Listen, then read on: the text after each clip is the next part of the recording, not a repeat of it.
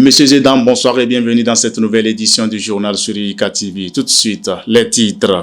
Lancement à Lomé de la conférence nationale bilan sur le projet Basis. Toutes les images dans un instant. À suivre dans ce journal, séance de travail d'une délégation de la HAPLUSIA à l'Université de Kara. Encore une fois, bienvenue et merci de votre attention. Direction Lomé, où la présidente de l'Université de Kara, professeur Prenam Houzoumouzo, a participé le 3 mars dernier à une conférence nationale bilan sur le projet Basis, un projet porté par notre institution qui vise à orienter la formation agricole vers une approche pratique afin de renforcer l'employabilité des diplômés en Afrique subsaharienne. Raoul Mouzo pour plus de détails. La modernisation de la formation agricole était au cœur d'une conférence nationale organisée le 3 mars 2026 à Lomé autour du projet Basis lancé en 2023 par l'Université de Kara en partenariat avec l'Université des sciences appliquées de Tridorf en République fédérale d'Allemagne et avec l'appui de l'Union européenne.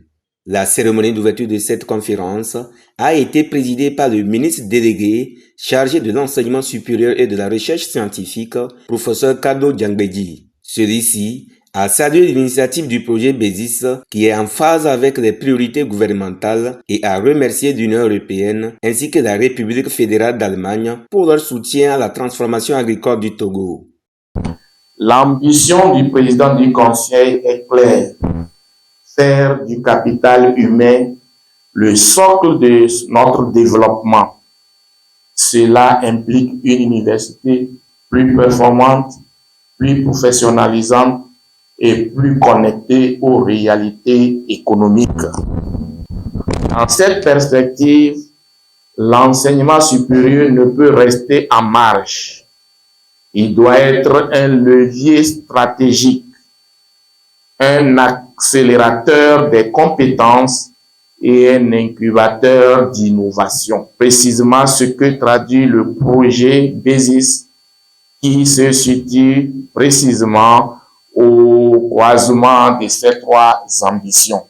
Prenant la parole lors de cette cérémonie, la présidente de l'Université de Kara, professeur Prenam Houzoumouzo, et le vice-recteur de l'Université de Tridorf, professeur Ras Chiloderer, ont mis en avant la portée stratégique de cette coopération internationale pour l'amélioration de l'offre de formation agricole.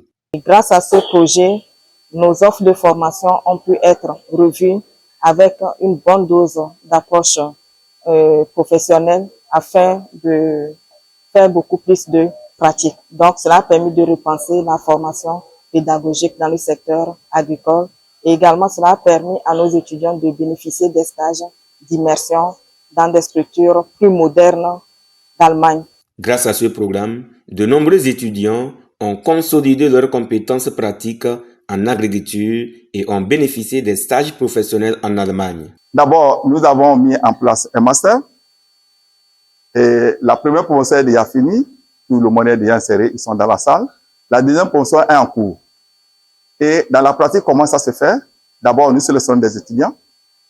Nous discutons avec un certain nombre de fermiers agricoles. Nous les envoyons chez ces fermiers-là. Nous leur disons, bon, arrêtez votre rôle, c'est d'être avec les producteurs, c'est pas être au bureau.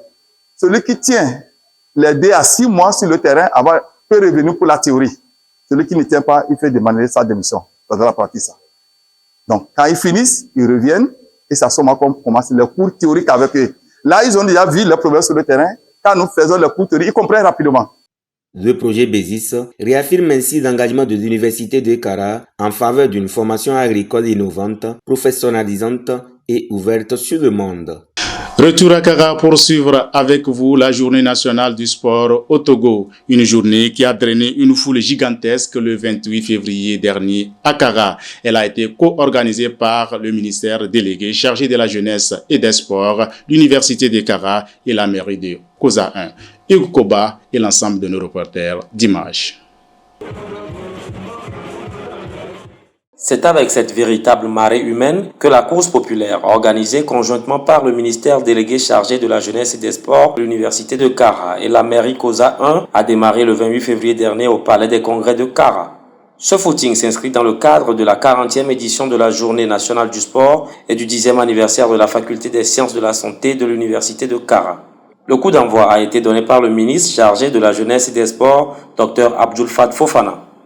Le public sportif de la ville de Kara en général et celui de l'Université de Kara en particulier, conduit par le professeur Boussanleg Chable, vice-président de l'institution, a répondu massivement à ce rendez-vous. Ce footing s'est déroulé dans une atmosphère festive sur l'itinéraire Palais des Congrès, Pont Quentin, Chaminade, terrain municipal, Carrefour BCAO, CHU et enfin le Palais des Congrès, soit une distance de 3,5 km. Au terme de ce parcours appuyé par des exercices physiques sur l'esplanade du Palais des Congrès, le public a été sensibilisé au phénomène de l'addiction liée à la consommation de drogue et d'alcool.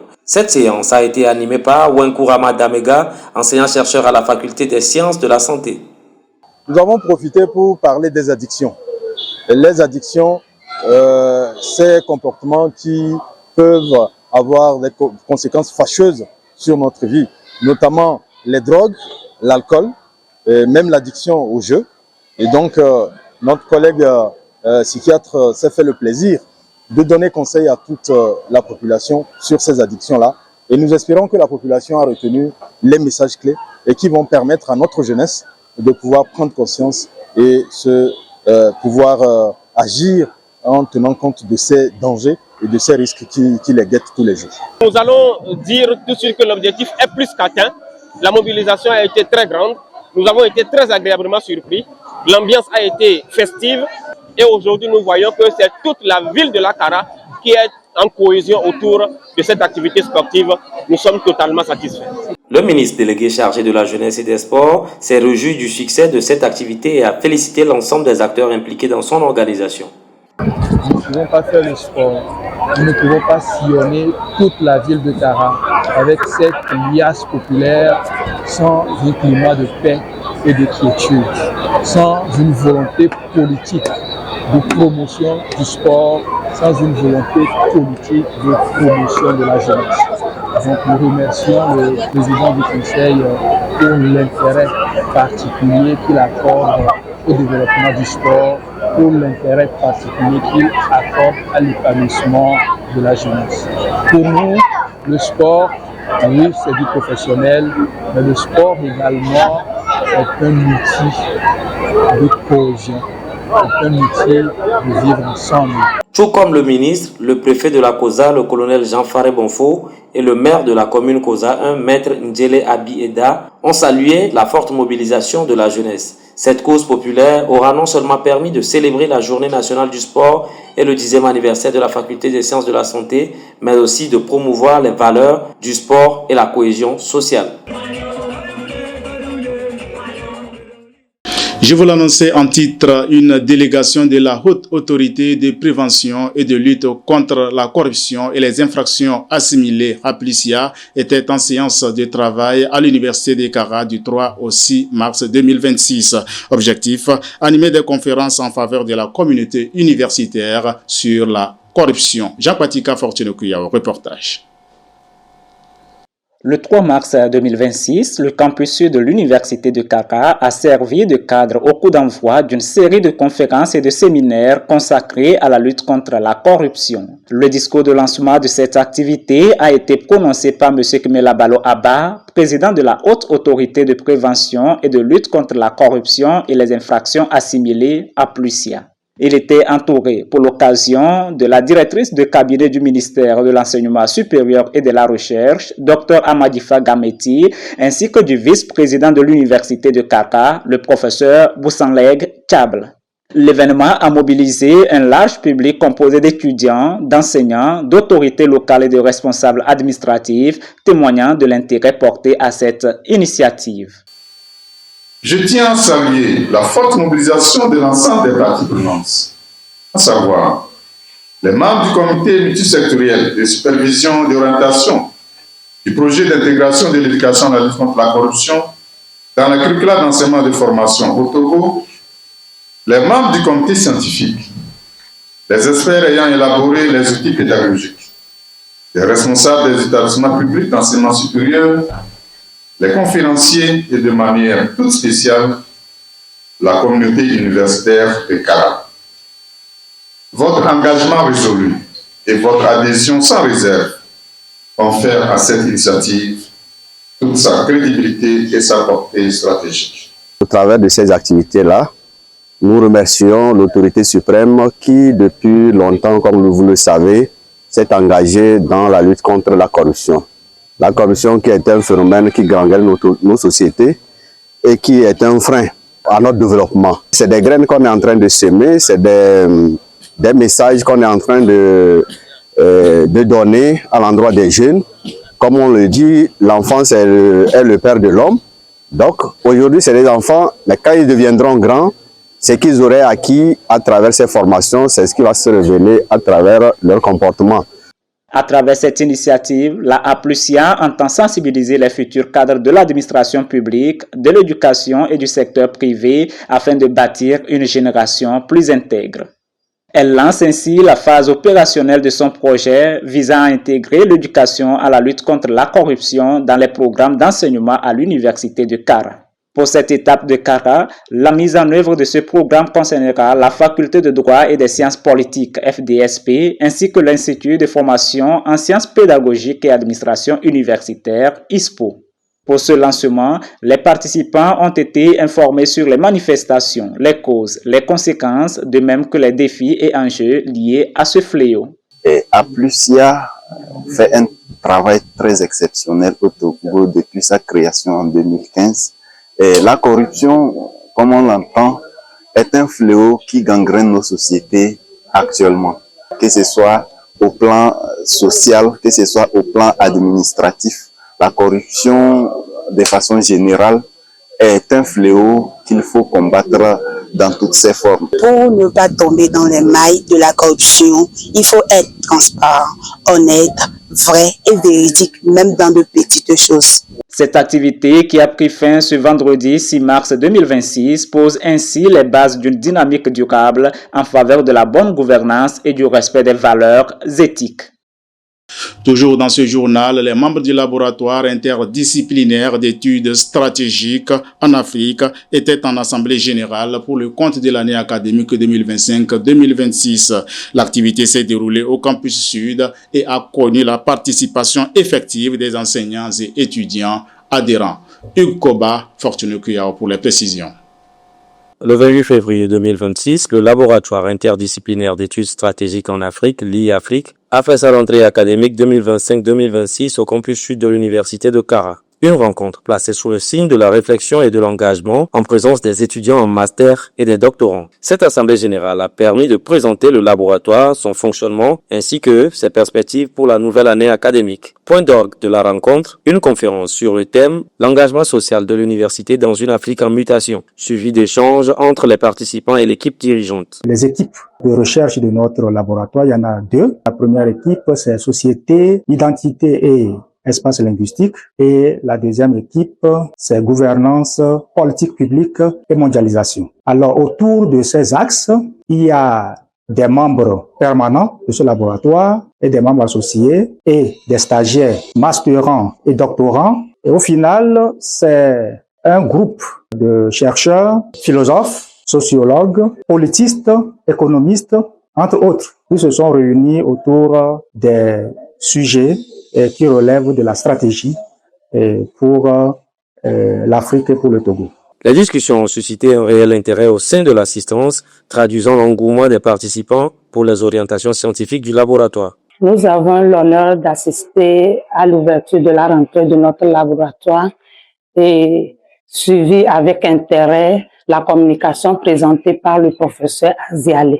Nous sortons de cette communication avec des connaissances acquéries. Cette communication m'ouvre encore l'esprit sur le fait que le choix que j'aurai à faire par rapport au thème de recherche seront orientés vers le développement de la communauté.